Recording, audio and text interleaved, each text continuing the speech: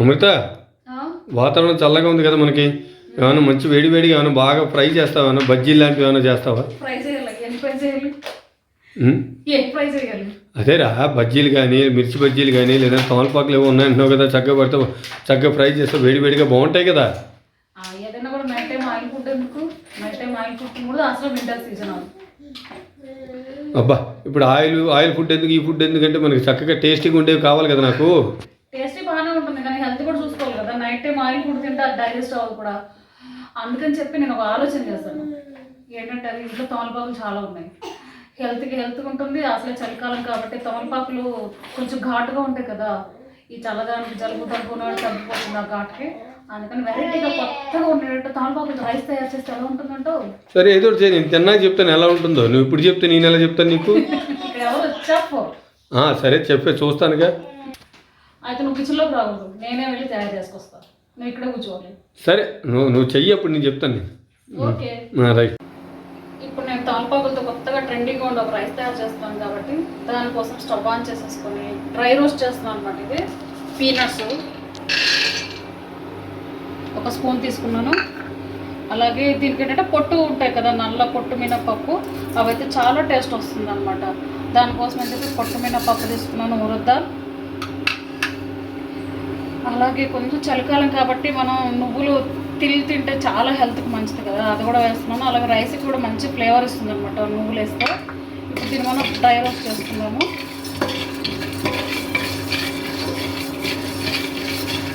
సరే, తమలపాకులు రైస్ మొదలెట్టేవా నువ్వు? దాంతోపాటు నేను కూడా ఉడకను కదా, అది ఉడకాలి, ఫ్రై అవ్వాలి. తొందరగా చేయి, ఆకలిస్తుంది. వెయిట్ మనకి ఇవన్నీ ఫ్రై అయిపోయాయి. ఇప్పుడు దీంట్లో నేను ఒక 6 రెడ్ చిల్లీస్ తీసుకున్నాను అనమాట. ఇది కూడా వేసి కొంచెం ఫ్రై చేసేసుకుందాము. ఇవన్నీ వేగిపోయిన తర్వాత మిక్సీ వేసేసుకుని పౌడర్ తయారు చేసుకోవాలన్నమాట.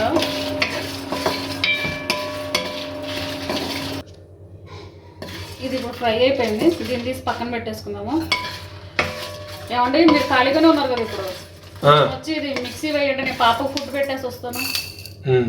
సరే అయితే, అది నేను సాయం చేయింది, నువ్వేం చేయలేవని అర్థమైంది నాకు ఇప్పుడు. హస్బెండ్ సపోర్ట్ చేయాలి కదా. సరేలే అయితే.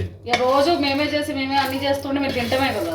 నా డైరెక్షన్ నువ్వు చేస్తున్నావు కదా, సరేలే. ఏం కాదు, కొంచెం వచ్చి మిక్సీ వేయండి. దానికి ఫుల్ మొత్తం మీరే వండినట్టు కాదు అక్కడ. సరేలే అయితే కానీ. పౌడర్ రెడీ చేసుకున్నాం కాబట్టి ఇప్పుడు ఒక కడాయి తీసుకుని దానిలో కొంచెం ఆయిల్ అనమాట. చాలా తక్కువ ఆయిల్ సరిపోతుంది.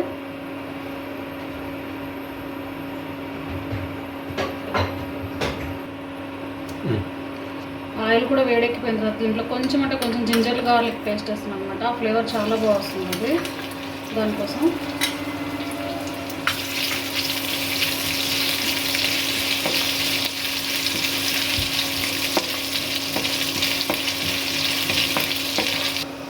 ఇప్పుడు మన మెయిన్ ఇంగ్రీడియంట్ తమలపాకులు కదా, బీటర్లు వేస్తుంటారు కదా, వీటికి వేస్తున్నాం అనమాట. నేను 1/2 గ్లాసు రైస్ తీసుకున్నానండి. దీనికి ఒక 4-5 తమలపాకులు సరిపోతాయి. ఇది ఏంటంటే కలకత్తా తమలపాకులు అంటారు కదా, ఘాటుగా ఉంటాయి, చాలా జలుబుకి దగ్గుకి చాలా మంచిది. అది వాడుతున్నాను అనమాట నేను.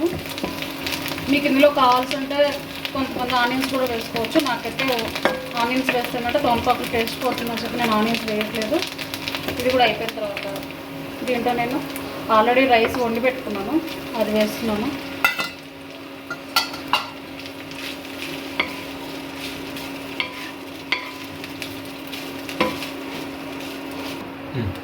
ఇప్పుడు దీంట్లో టేస్ట్ తగినంత సాల్ట్ వేస్తున్నాను. అలాగే మనం ఇందాక మిక్సీ వేసుకున్నాం కదా పౌడర్, అది కూడా.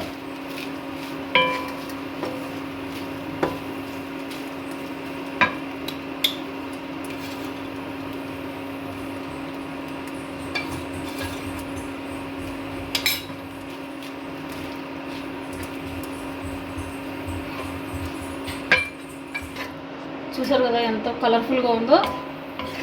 తమలపాకులు కూడా దీనికి కరెక్ట్గా సరిపోయాయి. మరీ ఎక్కువ కాకుండా తక్కువ కాకుండా వేసుకోవాలండి, లేదంటే మరీ డామినేట్ చేసేస్తాం తమలపాకులు. ఇప్పుడు ఏంటంటే ఈ ఫ్లేవర్ అంతా రైస్కి పట్టుకోవడానికి అని చెప్పి ఒక ఫ్యూ సెకండ్స్ మనం లిడ్ పెట్టేసుకుందాము. తమలపాకులు రైస్ రెడీ అయిపోయిందంటే ఇప్పుడు మా వారికి సర్వ్ చేద్దాము. ఆయన తిని టేస్ట్ ఎలా ఉందో చెప్తారు. తీసుకోండి. ఎలా ఉంది టేస్ట్? మీరు తిన్నారు కదా, బాగుందా? సూపర్. టేస్ట్ చాలా బాగుంది. ఇది మంచి ఆరోగ్యం కూడాను. చాలా అది తమలపాకుల వల్ల ఏంటంటే అరోమా చాలా బ్రహ్మాండంగా వచ్చింది. అందరూ ట్రై చేయండి, ఇది చాలా బాగుంది. Thank you. అందుకన్నా మజకను కరెక్టే.